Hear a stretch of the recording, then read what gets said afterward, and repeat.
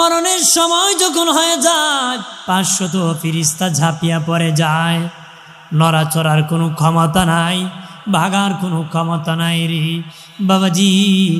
মানুষের রুহটা 80 জায়গা দিয়ে পলাইতে চায়, বড় ভয়ঙ্কর অবস্থা হয়ে যায়। মরণ যন্ত্রণা বড় কঠিন। মালাকুল মউত মানুষের রুহু বাবা হাত দিয়া কবজ করতে চায়, হাত ডেকে বলে না না, যে হাত দিয়ে আল্লাহর কালাম ধরেছি, হাদিস ধরেছি, ভালো কাজ করেছি, এই হাত দিয়া কবজ করতে পারবে না। চায় মুখ দিয়া, মুখ বলে না, যে মুখ দিয়ে আল্লাহর প্রশংসা করেছি, নবীর নামে দরুদ পড়েছি, এই মুখ দিয়া কবজ করতে পারবে না। কোনো দিকে যখন কবজ করতে পারে না, মালাকুল মউত আল্লাহর কাছে বলে, মালিক তোমার বান্দা বান্দির রুহু কোনো দিকে আমি কবজ করতে পারতেছি না। আল্লাহ বলেন, হ্যাঁ আজরাইল যাও যাও, আমার বান্দার সামনে আমি আল্লাহর ইসমে জাতের নাম আল্লাহ নামটা ধরো, আমার নাম দেখে আমার বান্দা বিলীন হয়ে যাবে, নামের সাথে তার রুহুটা কবজ হয়ে যাবে। জোরে বলি সুবহানাল্লাহ। বাইরে আমার খেয়াল করেন ভালো করে, রুহু কবজ করিয়া প্রথম আসমানের দরজায় যাও। প্রথম আসমানের দারোয়ান ফেরেশতা আছে বাবা, তার কাছে লিস্টি খাতা আছে জান্নাতি জাহান্নামী। বলবে জান্নাতি হলে অনুমতি আছে, জাহান্নামী হলে অনুমতি নাই। দেখবে বলবে হ্যাঁ জান্নাতি, অনুমতি দেওয়া হলো, সব দরজা খুলে যাবে, জান্নাতের দরজা খুলে যাবি, জান্নাতের ভিতর ঘুরায়া রুহটা ঘোরাঘুরি করবি, নিজ হাতে আজরাইল নামটা লিখে দিবি। জান্নাতীদের লিস্টে তোমার মাইক ঠিক করো, মাইক তুমি কই সেরসিরি করবি, নিজ হাতে জান্নাতের লিস্টিতে তার নামটা উঠাই দিবি। জোরে বলি সুবহানাল্লাহ। রোহনিয়া জমিনে আসবে। আম্মা জান আয়েশা সিদ্দিকা রাদিয়াল্লাহু তাআলা আনহা বলেছিলেন, নবী ও মায়ের নবী, মানুষের ইন্তেকালের পরে সবচেয়ে বেশি যন্ত্রণার সময়, কষ্টের সময় কোনটা গো নবী? নবী বলেন, আয়েশারি, মানুষ যখন মরে যায় তার দেহের কাপড়গুলা যখন টানিয়া টানিয়া সন্তানরা যখন খুলেরি, গেঞ্জি যখন কেচি দিয়া কেটে ফেলে, লুঙ্গি যখন টানিয়া টানিয়া খুলে ফেলে, মুর্দার রুহু চিৎকার করে কান্নাকাটি করে বলে, বাবা জীবনে কত লুঙ্গি পরেছি, জীবনে কত গেঞ্জি পরেছি, পাঞ্জাবি পরেছি, জীবনে আর কোনো দিন এই লুঙ্গি গেঞ্জি পরব না রে। বাবা কিছু কম সময় আমাকে পড়তে দাও। নবী বলেন, পৃথিবীর কেউ মানে না, টানিয়া টানিয়া খুলে ফেলবি রে, তখন রুহু চিৎকার করে কান্না করবি, একটু চিল্লায় বলে আল্লাহু আকবার। এই পর্যন্ত কেউ আছে নাকি যে আমার বাবার লুঙ্গি গুঞ্জি রেখে দিব, একদিন খুলবো না? টানিয়া টানিয়া খুলে ফেলে, কেচি দিয়ে গেঞ্জিগুলো টাস করে খেলে খুলে ফেলে। এত কিছু হয় এই কাপড় যে আর কেউ পরেও কতখানা। দেখবেন যেখানে গোসল দিছে সেখানে সেই কাপড় পচে গেছে, কেউ সেটাতে ধরতেও রাজি। বাইরে আমার খেয়াল করেন ভালো করে। তারপরে নবী বলেন, আয়েশা 2 নম্বর হলো উঁচু জায়গা থেকে যখন নিচু জায়গার মধ্যে নামায় দেওয়া হয়, আমিরুল মুমিনিন খলিফাতুল মুসলিমিন ওমর ইবনুল খাত্তাব রাদিয়াল্লাহু তাআলা আনহু বলেন, পৃথিবীর মানুষ, তোর বাবা মরে যাক, মা মরে যাক, এত তাড়াতাড়ি নিচু জায়গার মধ্যে নামায় দিস নারী। যখন উঁচু জায়গা থেকে নিচু জায়গা খাট থেকে নামায় দেওয়া হয়, রুহ চিৎকার দিয়া বলে, বাবা জীবনে অনেক কষ্ট করেছি, আর তো জীবনে খাটে ঘুমাবো নারী, কিছুক্ষণ আমাকে খাটে ঘুমাইতে দাও, কিছুক্ষণ আমাকে ঘুমাইতে দাও। নবী বলেন, আয়েশা পৃথিবীর কেউ মানে না, তার টাস করে নিচে নামায় দেরি, তখন রুহ চিৎকার করে কান্না করি। ইন্তেকালের পরে 2 নম্বর যন্ত্রণা, একটু চিল্লায় বলে আল্লাহু আকবার। 3 নম্বর যন্ত্রণা হলো মারা যাওয়ার পরে লাশ যখন ঘর থেকে বাহির করা হয়, বাবার লাশ ছেলেরা যখন দরে দরে ঘর থেকে বাহির করে, মায়ের লাশ মেয়েরা যখন ঘর থেকে বাহির করে, রুহু চিৎকার করে কয় বাবা এই ঘর বানাইতে প্রবাসী জিন্দিগি করেছি, মানুষের বাড়ি কাজ করেছি, বৃষ্টি ভিজেছি, রৌদ্রে শুকাইছি, কত মেহনত করেছি, সীমানা ধাক্কা ধাক্কি করেছি, ঘর বানাইতে কত মিথ্যা কথা বলেছি, গুনাহ কামাই করে বিদায় হতেছি রে, কিছুক্ষণ আমাকে ঘরে থাকতে দাও। নবী বলেন পৃথিবীর কেউ মানে না ঘর থেকে তার বাবা মার লাশ বাহির করে, তখন রুহু চিৎকার করে কান্নাকাটি করে। ইন্তিকালের পরে 3 নম্বর যন্ত্রণা, একটু চিল্লায় বলি আল্লাহু আকবার। 3 নম্বর যন্ত্রণা এমনও আছে, হাসপাতাল মরে গেলে আর ঘরে ঢুকা, ঘরে কি এমনও সন্তান আছে বাবাজি খাটে ঘুমাইছিল, খাটটা উল্টায় দেয়। আমি নিজে দেখছি, রুহু আসে নাকি ডিস্টার্ব করে, রুহু আসে নাকি ডিস্টার্ব করবে, কারণ গোয়ার গণ্ডমূর্খ বানাইছে, এই কথা ছাড়া আর কি করব। কারণ নিজে লাখ লাখ টাকা খরচ করে শিক্ষিত বানাইছে, কিন্তু 500 টাকা খরচ করে কোরআন শিখাইছে, কথা হয় না। ও এই কথা কইব না কি কইব, মানুষ কাঁদে ওর বাপ মরছে, ও বিড়ি টানে বৈশা, মানুষ কইটা ডানস কেন, যেটা পারিবারিক শিক্ষা, আমার বাপও খাইতো আমিও খাই, কথা হয় না। আমার বানের বাবাজি খেয়াল করেন ভালো করে রে, নিজে ভালো হও, সন্তান ভালো হবে।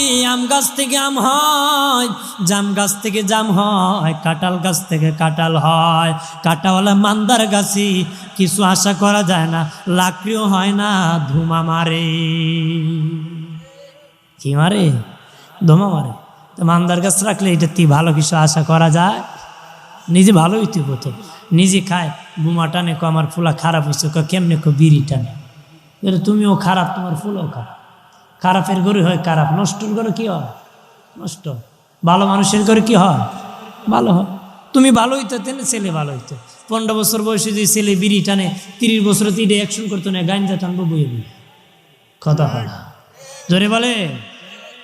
বাপ ভালো তো বেটা ভালো, মা ভালো তো মেয়ে ভালো, গাই ভালো তার বাছুর ভালো, দুধ ভালো তার ঘি ভালো, কথা বলেন ঠিক কিনা।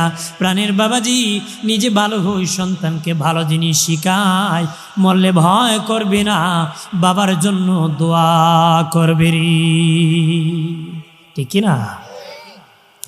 আমার বানের বাবাজি, ও বাবাজি যদি জাহান্নামী হয়, সুদকুর ঘুষকুর হারামকুর হয়, রুহু নিয়া যখন প্রথম আসমানের দরজায় যাবে গো বাবাজি, দরজা খুলবে না, বলবে জাহান্নামী, সে বদকার জাহান্নামী, তার অনুমতি নাই। রুহু নিয়ে জমিনে আসবি, এই জমিনের দরজা আছে 6 মাইল নরম মাটি, তামার পাহাড়, সীসার পাহাড়, লোহার পাহাড়, 28 মাইল নিচে চিন, তারপরে জাহান্নাম। ওই জাহান্নামের দরজা খুলে যাবে, রুহু লইয়া জাহান্নামের ভিতর ঢুকবি, ঘোরাঘুরি করবে রুহু, জাহান্নাম দেখবি, জমিনে আসবে, কেউ বাঁশ কাটতেছে, কেউ বাবা কাফন কিনতে গিয়েছে, কেউ গোসল করাইতেছে, কেউ কান্না করতেছে, লাশ কাটিয়া উঠাইয়া জানাজার মাঠে যখন যাবে রে, লাশ সবার রুহুটা ফিরিস্তার হাতের মধ্যে থাকে, জাতির উদ্দেশ্যে ঈদগার মাটি, মুসল্লি জনতার উদ্দেশ্যে ভাষণ প্রদান করে। মুসল্লিয়ান শুনে নাও, আমি আল্লাহর পথে ছিলাম, জান্নাতি হয়ে গেছি, যে পথে পেয়েছি জান্নাত, তোমরা সেই পথে হাঁটবা, জান্নাত পাবা। জাহান্নামীর রুহু বলে, তোমরা যদি জানতা সে জাহান্নামী, তার জানাজা আসতা না, কারণ আমি দেখে আসছি সে জাহান্নামী। এইরকমভাবে বলতে থাকি, রুহুটার সাথে সাথে কবরে যায়। তাকে যখন কবরে জিন্দা করা হয়, 3টা প্রশ্ন করা হবে, একটার উত্তর না দিতে পারলে জাহান্নামী হয়ে যাবে, কবর জাহান্নাম হয়ে যাবে, কবরে শাস্তি শুরু হয়ে যাবে, নাউজুবিল্লাহ বলি। আর উত্তর দিলে কবর জান্নাত হয়ে যাবে। প্রশ্ন তো জানি, ওই শর্ট করলাম। আমার প্রাণে দুস্থ বুজুর্গরা খেয়াল করেন ভালো করিয়া, ও বাবাজি কবর এমন একটি জায়গা, কবর কবর থাকে না, যেটা আমরা গর্ত করি এটাকে কবর বলা হয়, কিন্তু এটা জান্নাতি হলে কবর জগৎ হয়ে যায়, বিশাল বড় জগৎ হয়ে যায়, জান্নাতের সাথে মদিনার নবীর সাথে যোগাযোগ লেগে যায়, মদিনার নবীর সাথে যোগাযোগ লেগে যায়। যদি নবীর আশেক হয়, নবীকে চিনবে, নবীকে বুঝবে, নবীকে মহব্বত। কথা বলেন না বাইরে আমার, খেয়াল করেন ভালো করে। ও বাবাজি, কবর এমন একটি জায়গা, কবর সবাইকে চাপা মারবি, গুনাহগারকে চাপা মারবি, বেঈমানকে চাপা মারবি। আল্লাহর ওলিও কবরে গেলে কবর চাপা মারে। কেমনে মারে জানেননি? বাবা যখন, মা যখন ছেলেকে দুধ পান করায়, হাত দিয়ে চাপ দিয়া ধরে। বন্ধুর সাথে দেখা হলে গো, চিনার সাথে চিনা চাপ দিয়া ধরে। ঠিক আল্লাহর ওলি যখন কবরে যায়, দুই পাশের মাটি ভালোবেসে চাপ দিয়া ধরে। সরে কন্যা সুবহানাল্লাহ। আর গুনাহগারকে কবর চাপা মারি, কি পরিমাণ চাপা দিলে জানুনি? ওই পরিমাণ চাপ দিবি যে পরিমাণ চাপা দিলে জীবনের গুনাহ মাফ হয়ে যাবে। কত চাপা দিবে? যত দিলে মাফ হবে তত চাপা দিবি। আখিরাতে কিয়ামতের দিন জান্নাতি হয়ে হাসরের মাটি উঠে যাবি। দেখুন না। আর ফাসিক বেঈমানকে কবর চাপা দিবি, ডান দিকের হাড় বাম দিকে যাবি, বাম দিকের হাড় ডান দিকে যাবে, একদম চুরমার করবি রে। কবরের আযাব রুহুর উপর দেওয়া হয়, দেহের উপর দেওয়া হয় না। কারণ আমার দেশের অনেক সিটার আছে, আযাব দেখতে চায়, দেখার জন্য চেষ্টা করেছে। আমার আল্লাহ জানে, এই জন্য কবরের আযাব রুহুর উপর দেয়, দেহের উপর দেয় না রে। অনেকে মৃত ব্যক্তি আজরাইল কোন দিকে আসে গ্লাস ফিটিং করছে, কিন্তু দেখতে পারে নাই। কবরও রেকর্ড দিয়েছে, রেকর্ড করবে, রেকর্ড হয়। কবরের আযাব দেখতে চেষ্টা করেছে, দেখতে পারছে। আমরা না দেখিয়া বিশ্বাস করি, এটা হলো ঈমান। যেদিন দেখব সেদিন হবে প্রমাণ। সেদিন হবে কি? সেদিন ঈমান হবে।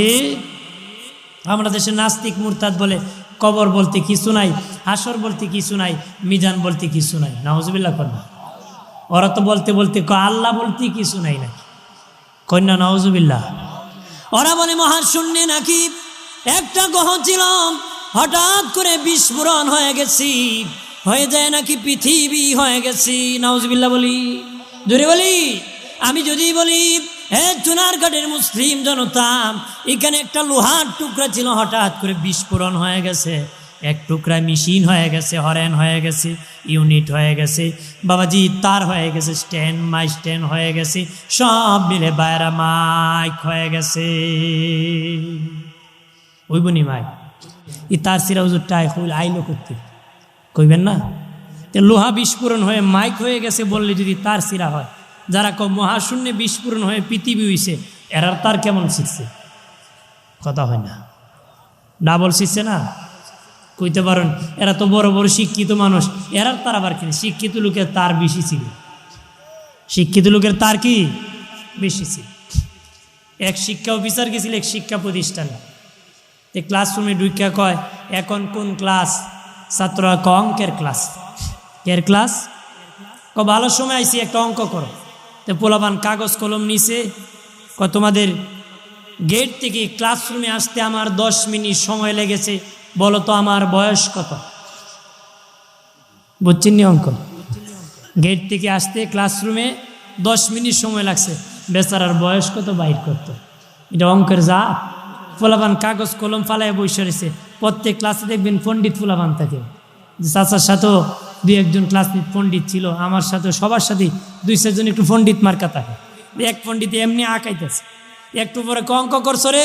স্যার আমি করছি। ক বয়স কত? স্যার আপনার বয়স 60। আন্তাজি কইছে, লাগিয়ে গেছি।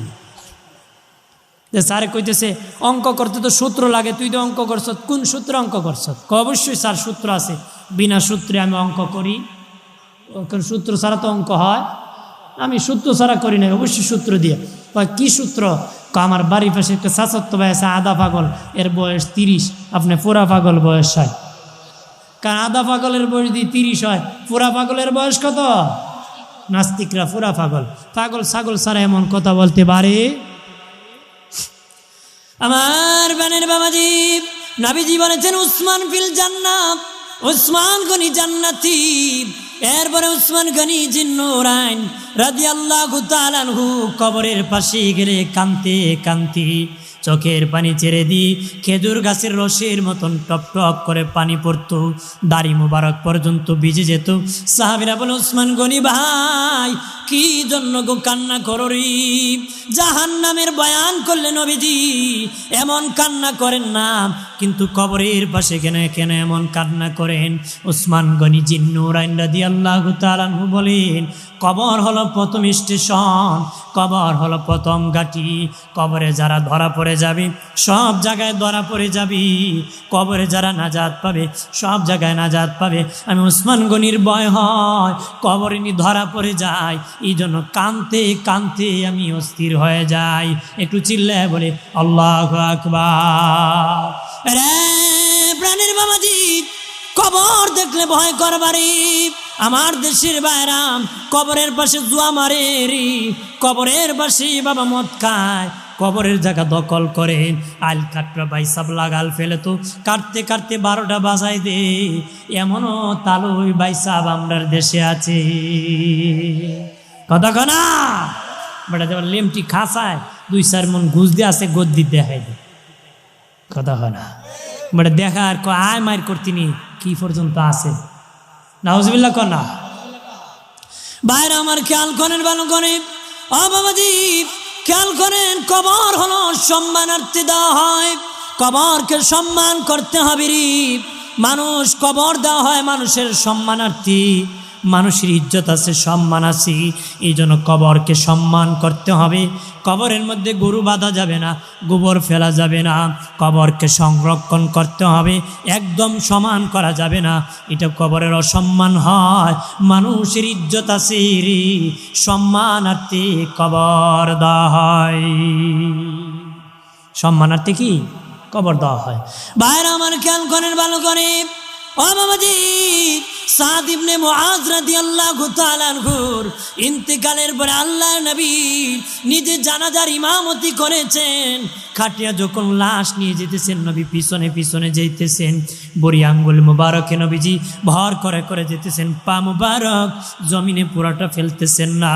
সাহাবীরা বলে, ও মায়ের নবীজি কেন গো মায়ের নবী পা মুবারক নিচে ফেলতেছেন না? পায়ে কি কোনো সমস্যা হয়েছে নাকি? নবী কয়, বাবা সাহাবীরা আমি যা দেখি রে তোমরা তা দেখো না রে। আমার সাদ ইবনে মুআজের জানাজায় এত ফিরিস্তা নাজিল হয়েছে, আমি রাসূল পা রাখার মতন জায়গা পাইতেছি না রে।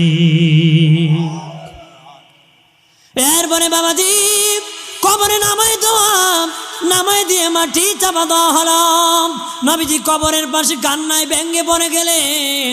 সাহাবীরা বলে, নবীজি ও মায়ের নবী কি জন্য কান্না করতেছেন? নবী বলেন, বাবারে আমার সাদ ইবনে মুআজকে কবরে রাখার পরে 2 পাশের মাটি চাপা মারতে এসেছি, আমি শুইতে পারি না, দোয়া করেছি, দোয়ার কারণে আমার সাদ ইবনে মুআজের কবর জান্নাতের বাগান হয়ে গেছে।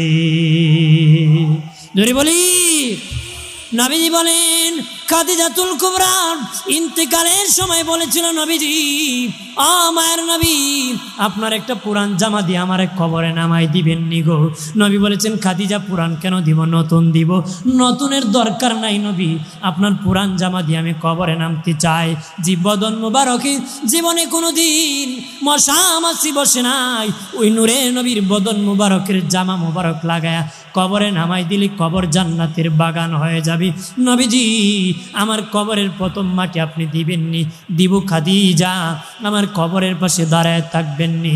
ইন্তিকালের পরে নবীর জামা দিয়ে কাপন পরায়া নবীজি যখন কবরে নামাইয়া আম্মা জান খাদিজা কি নবী বলেছিলেন, খাদিজা রে খাদিজা কবরে যখন জিন্দা করা হবে তখন আমার 2 জন বিবির সাথে দেখা হবে, আমার 2 জন বিবির সাথে তোমার দেখা হয়ে যাবে, তাদেরকে আমি রাসূলুল্লাহর সালাম কানে দিও। আম্মা জান খাদিজা বলে, নবীজি আমি তো আপনার প্রথম বিবি, আপনার 2 জন বিবি আবার কারা তারা? নবীজি বলেন, একজন হলো মারিয়াম আর একজন হলো আসিয়া, তারা জান্নাতে আমার বিবি হবে। তোমার ইন্তেকালের পরে কবরে জিন্দা করলে আমার 2 বিবির সাথে দেখা হয়ে যাবে, আমি রাসূলুল্লাহর সালাম খানি আমার 2 বিবিরে তুমি জানায় দিও রে। সুবহানাল্লাহ বলি না। এর মানে নবীজি খাদিজাতুল কুবরাকে যখন কবরে নামায় দিয়া নবীজি মা খাদিজার চেহারা কেবলার দিকে ঘুরান, কিন্তু চেহারা সোজা হয়ে যায়। নবীজি বারবার কেবলার দিকে নেন, কিন্তু মাথা সোজা হয়ে যায়। নবীজি ভয় পেয়ে গেলেন আমার খাদিজার প্রতি, আল্লাহ কি নারাজ হয়ে গেছেন নাকি? আল্লাহ বলেন, হাবিব আর খাদিজার মাথা কেবলার দিকে নিবেন না। আমার খাদিজার মাথার চেহারা আমি আল্লাহ চাই আরশে আজিমের দিকে থাকবে। জোরে বলি আমার বানের বাবাজি। এরপরে মাটি চাপা দিয়ে দিনের নবী কবরের পাশে দাঁড়াইয়া চোখের পানি ছেড়ে কাঁদতেছেন। মা ফাতেমাতুজ জোহরা 7 বছর বয়স, উনিও কাদিরি। আল্লাহ বলেন, জিবরিল যাও আমার বন্ধুকে বাড়ি যাইতে বলো, কিয়ামত পর্যন্ত দাঁড়ায় থাকলে মুনকার নাকি আসবে না রে। আমার হাবিব রে বলে দাও ফাতেমাকে নিয়ে বাড়ি যাইতে বলো, আমি খাদিজার প্রশ্নের উত্তর আমি আল্লাহ নিজে দিয়ে দিছি। সুবহানাল্লাহ বলি। ভাইরা আমার খেয়াল করেন, ভালো করেন ও বাবাজি। এই জন্য বেশি বেশি করে কবর জিয়ারত করবাম, মরণকে ভয় করবাম, মৃত্যুর চিন্তা আনবা। নবী বলেন, ক্বালা রাসূলুল্লাহ সাল্লাল্লাহু আলাইহি ওয়াসাল্লাম কাসরাত যিকরিল মাউত ওয়া তিলাওয়াতিল কুরআন। নবী বলেন, বেশি বেশি করে মৌতের জিকির করো, মৌতের চিন্তা করো, বেশি বেশি করে কোরআন তেলাওয়াত করো। মৌতের চিন্তায় বাহাদুরির থেকে বাঁচাবে, জুলুম থেকে বাঁচাবে, শয়তানের থেকে বাঁচাবে, সুদ খানার থেকে বাঁচাবে, ঘুষ খানার থেকে বাঁচাবে। মৌতের চিন্তায় পাল্লা কম দেওয়ার থেকে বাঁচাবে বাবা, মিথ্যা ব্যবসার থেকে বাঁচাবে, বাহির ভিতর বাবা ভালো করে দিবে। মৌতের চিন্তায় মিথ্যা বিচার থেকে বাঁচাবে, মিথ্যা সাক্ষী থেকে বাঁচাবে। মৌতের চিন্তায় সত্য গোপন থেকে বাঁচাবে। মৌতের চিন্তায় জেনার থেকে বাঁচাবে, দর্শন থেকে বাঁচাবে, ইফটিজিং থেকে বাঁচাবে, এতিমের মাল খাওয়ার থেকে বাঁচাবে, মা বাবার অবাধ্যতার থেকে বাঁচাবে। মৌতের চিন্তায় বাবা আবাদ থেকে বাঁচাবে, মদ পান থেকে বাঁচাবে। আর কোরআন তেলাওয়াত ঈমান বাড়ায় দিবে। যার ঈমান যত বেশি বাড়বে সে তত উচ্চ তবকার জান্নাতে যাবে। একটু চিল্লায় বলি আল্লাহু আকবার। কোরআন তেলাওয়াত বললে ঈমান বাড়ে। গজে বাড়ে না লাম্বায় বাড়ে? কথা হয়, এটা গজেও বাড়তো না, লাম্বায় বাড়তো না, ঈমানি শক্তি বাড়বো। সুবহানাল্লাহ কন্যা। কার ঈমান কত শক্ত, যার জীবন যত গুনাহমুক্ত, যার জীবন যত গুনাহমুক্ত রে তার ঈমান তত বেশি শক্ত। এই জন্য গুনাহমুক্ত জীবন করে ঈমান শক্ত করে বীর বাহাদুরের মতন জান্নাতে যেতে হবে। সুবহানাল্লাহ কন্যা। এই জন্য বেশি বেশি করে কবর জিয়ারত করবেন। আজকে কবর জিয়ারত করতে চায় না। লাইলাতুল বারাতের রাত্রি গিয়েছি, এমনও মৌলবীর অনুসারী লোক আছে, তারা যেহেতু আজকে ফজর, আজকে যেহেতু সবে বরাত, এই জন্য বেটা গুসা করে ফজরের নামাজি পড়ে নাই। নাউজুবিল্লাহ কন্যা। আজকে যখন সবে বরাত আর ফজরই পড়তাম না। এখন বুঝেন কেমন লোকের অনুসরণ সে করে, যে বেটা আমি কয়েকদিন পরে কব ই রাত্রে আল্লাহরে যদি আল্লাহ কেউ তো শিরিক করব। কথা হয় না, কইব তো কইতেছে, করার বাকি কি? কিছু বাকি আছে নাকি? এখন কেজি হুজুর বাড়িছে, সব কাটা আরম্ভ করছে। টুপি লাগতো না, দাড়ি লাগতো না, সুন্নত লাগতো না, কবর জিয়ারত লাগতো না, শিরিক হইব, আরো আজাব হইব কবর। কথা হয় না, চলতেছি না। এক বেটা বাজার থেকে ফ্যান কিনে নিছি, 2 ইঞ্চি লম্বা হয়, বউরে গিয়ে 2 ইঞ্চি কাটটা দিবানি। বউক আমি চোখে তো কম দেখি, তোমার ছেলের বউরে দো, ছেলের বউকে আপনার নাতি যন্ত্রণার পারতেছি না, আপনার মেয়ের কাছে দেন। মেয়ে কো বাবা লেখাপড়ার যন্ত্রণা তো পারতেছি না। তুই বেচারা রাগ করে রেখে দিছে আলমিরাতে। শেষে নিজের বউ কয় কথা থাকবো, মরে গেলে কাইটা দিয়ে 2 ইঞ্চি, কাটছে 2 ইঞ্চি, ফুলার বউ কাটছে 2 ইঞ্চি, নিজের মেয়ে কাটছে 2 ইঞ্চি, কাটার কত 2 ইঞ্চি, কাটছে কয় ইঞ্চি? 6 ইঞ্চি। বুড়া চাষা ফ্যান কিনতে দেখে ফুল ফ্যান হাফ প্যান হয়ে গেছে। তা আমরা এই হাফ প্যান্ট মার্কে ইসলাম বানাইতেছে। কথা হয় না, কিছু লোক আছে কি না শর্টকাট। আমরা দেশে যেখানে সহজ, এখানে দৌড়ায় মানুষ বেশি। ওরা প্রতারক, যারা দৌড়ে এরা পথভ্রষ্ট হয়ে জাহান্নামে যাবে। আমার বানের বাবাজি, 2 দিন কবর জিয়ারত করা সুন্নত। লাইলাতুল বারাতে কবর জিয়ারত করা সুন্নত, লাইলাতুল কদরে জিয়ারত করা সুন্নত। মাইয়িত জুমার বাবাজি বৃহস্পতিবার দিবাগত রাত্রি জিয়ারত করা সুন্নত, রবিবার দিবাগত রাত্রি জিয়ারত করা সুন্নত, 2 দিন বাবাজি মাইয়িতকে দাফনের পরে কবর জিয়ারত করা সুন্নত, বাকি যে কোনো দিন যে কোনো সময় কবর জিয়ারত করা জায়েজ। নবী বলেন তোমরা বেশি বেশি করে কবর জিয়ারত করো, তোমাদের জিন্দারও লাভ হবে, মুর্দারও লাভ হবে। মায়ের নবীর সাহাবী হযরতে আবু যার গিফারি রাদিয়াল্লাহু তাআলা আনহু বলেন, আল্লাহর নবীর সাথে আমি জান্নাতুল বাকি কবরস্থানে জিয়ারতে গিয়েছি। নবীজি 2 হাত বাড়াইয়া এমনভাবে 2 হাত বাড়াইছেন, এত উপরে নবী হাত বাড়াইছেন আমি আবু যার নবীর বগল মুবারক পর্যন্ত দেখতে পেয়েছি। হযরতে আবু যার গিফারি বলেন, নবী জান্নাতুল বাকিতে এমন কান্না করেছেন, আমি আবু যার তখন তাকাইছি, জান্নাতুল বাকির মধ্যে একটা ভাঙ্গা কবর দেখা যায়। একটা ভাঙ্গা কবর যদি পাইতাম, ওই কবরের ভিতরে আমি আবু যার ঢুকে যাইতাম, দয়াল নবীর দোয়াটা আমি আবু যারের ব্যাপারে নসিব হয়ে যেত। জোরে কন্যা সুবহানাল্লাহ। আম্মা জান আয়েশা বলেন, মা আয়েশা বলেন, একই কম্বলের নিচে ঘুমাইতাম, একদিন দেখি নবী নাই, নবী নাই। ভাবলাম নবী মাঝে মধ্যে জান্নাতুল বাকিতে কবরস্থানে জিয়ারতে যান, মনে হয় নবী জান্নাতুল বাকিতে কবরস্থানে নবী অন্য বিবির হুজরায় মনে হয় গিয়েছেন। সব বিবির হুজরা তালাশ করে কোনো বিবির হুজরায় নবী নাই। তারপরে ভাবলেন নবী মাঝে মধ্যে জান্নাতুল বাকিতে কবরস্থানে জিয়ারতে যান, মনে হয় নবী জান্নাতুল বাকিতে গিয়েছেন। যা দেখেন অন্ধকার রাত্রি, নবীজি 2 হাত বাড়াইয়া আল্লাহর কাছে কান্না করে বলতেছেন, আল্লাহ কিয়ামতের দিন আমাকে না জিজ্ঞাসা করে আমার একটা উম্মত কো জাহান্নামে দিও না গো। সুবহানাল্লাহ না। নবীজি এইভাবে দোয়া করতেছেন। আম্মা জান আয়েশা সিদ্দিকা রাদিয়াল্লাহু তাআলা আনহা বলেন, মায়ের নবীজির দোয়া যখন শেষ প্রান্তে চলে আসবে, আমি আশা বুঝতে পারলাম দোয়া শেষ হলে নবী আবার হুজরায় চলে আসবেন। আগে আগে হাঁটি আসিয়া হুজরায় শুইয়া আমি কম্বল গায়ে দিয়ে শুয়ে আছি। নবী আসিয়া দেখি আমি শুয়ে আছি। নবী কয়, আয়েশা তুমি চমৎকার চালাকি ছিল, কিছুক্ষণ আগে আমার পিছনে জিয়ারতে ছিলাম, এখন আমাকে দেখাইতেছো তুমি ঘুমে আছো। মা আয়েশা মুস্কি হাসি দিয়া বলে, নবীজি ওই অন্ধকার রাত্রিতে আমি আপনার বাসনে জিয়ারত করেছি, কিভাবে দেখলেন গো? নবী কয়, আয়েশা তুমি কি আমাকে অন্য নবীর মতন মনে করছো নাকি? অন্য নবীরা দিনে দেখলে রাত্রে দেখতো না, সামনে দেখলে পিছনে দেখতো না, ডানে দেখলে বামে দেখতো না। আমি রাসূলুল্লাহ ডানে যেমন দেখি, বামে তেমন দেখি, সামনে যেমন দেখি, পিছনে তেমন দেখি, দিনে যেমন দেখি, রাত্র তেমন দেখি। ফারাইতু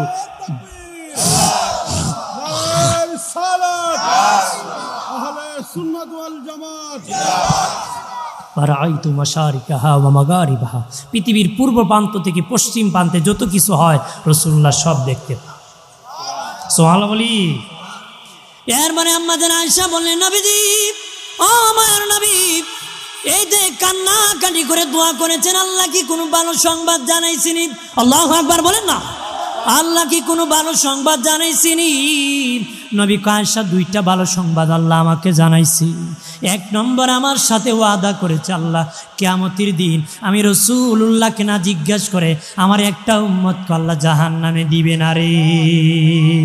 আমার আল্লাহর নবী সরওয়ারি, আমার মায়ার নবী কান্ডারি, দয়া কর আমি দয়ার ভিখারি, দয়া কর আমি দয়ার ভিখারি। আমার আল্লাহর নবী সরওয়ারি, আমার মায়ার নবী কান্ডারি, দয়া কর আমি দয়ার ভিখারি, দয়া কর আমি দয়ার ভিখারি। নবীজি বলেন, আয়েশা 1 নম্বর ওয়াদা আল্লাহ আমার সাথে করেছে, কিয়ামতের দিন আমাকে না জিজ্ঞাসা করে একটা উম্মতকে জাহান্নামে দিবে না। 2 নম্বর, আল্লাহ আমার মা বাবা মিল্লাত ইব্রাহিমের উপর ইন্তেকাল করেছিলেন, আমার ধর্ম আমার কালেমা পড়তে পারেন নাই, ওই দোয়ার মধ্যে আমার মা বাবাকে জিন্দা করিয়া আমার কালেমা পড়াইয়া ডাবল ইমানদার বানাইয়া আমি রাসূলুল্লাহর উম্মত বানাইছি। আর আল্লাহ বলেছেন, কুল, নবী আপনি আপনার মা বাবার জন্য দোয়া করুন, রব্বির রহমহুমা কামা রাব্বায়ানি সগীরা ওয়া কুর রব্বির রহমহুমা কামা রাব্বায়ানি সগীরা। নবী আপনি আপনার মা বাবার জন্য দোয়া করুন, আপনি আপনার মা বাবার জন্য দোয়া করুন। আমার নবীর মা বাবা যদি বেঈমান হতো আমার আল্লাহ দোয়ার কথা বলতো না রে। আমার দেশে অনেক বেঈমানেরা বলে আমার নবীর মা বাবা নাকি বেঈমান। যারা বলে নবীর মা বাবা বেঈমান তারা হলো ডাবল বেঈমান। কথা বলে যারা বলে আমার নবীর মা বাবা বেঈমান তারা ডাবল বেঈমান। আমার নবীর মা বাবার সেরা মুমিন জান্নাতি, আলহামদুলিল্লাহ বলেন না। জানিয়ে রাখেন আমার নবী দূরের কথা, পৃথিবীর কোনো নবী বেঈমানের ঘরে জন্মগ্রহণ করে নাই। আমার নবী দূরের কথা, পৃথিবীর কোনো নবী বেঈমানের ঘরে জন্মগ্রহণ করতে পারে নাই, করে নাই। বলবেন ইব্রাহিম নবীর বাবা আজর ঠাকুরের কথা শুনেছি, আপনি তাফসির খুলে দেখেন, বাইনাস সাতর হাসিয়া খুলে দেখেন, আজর ঠাকুর ইব্রাহিম নবীর লালন পালনকারী পিতা। আর ইব্রাহিম নবীর জন্মদাতা পিতার নাম তারেক, উনি ইমানদার ছিলেন। পৃথিবীর সব নবী ইমানদারের ঘরে আগমন করেছে। আর জোরে বলি ভাইরা আমার খেয়াল করেন, তাহলে দয়াল নবীজি কবর জিয়ারত করেছেন, আমরাও জিয়ারত করব। একা একা না, ছেলেকে সাথে নিয়ে জিয়ারত করব। আজকে দেখা যায় বাবা জিয়ারতের পক্ষে, ছেলে হয়ে যায় জিয়ারতের বিপক্ষে। বাবা 20 রাকাতের পক্ষে, ছেলে যায় 8 রাকাতের পক্ষে। বাবা হইয়া দায়িত্ব পালন করেন নাই, এই জন্য সমস্যা ঘটতেছি। নিজে যেই পথে যাবে ছেলেকে সেই পথে নিয়ে যাবেন। জিয়ারত করেন, ছেলেকে ছোটকাল থেকে অভ্যাস করবেন জিয়ারত করা। বাবাজি সুন্নত তরিকা শিখাতে হবে। ইংরেজিতে কথা বলতে পারে, কালেমা পড়তে জানে না এমনও সন্তান আছে।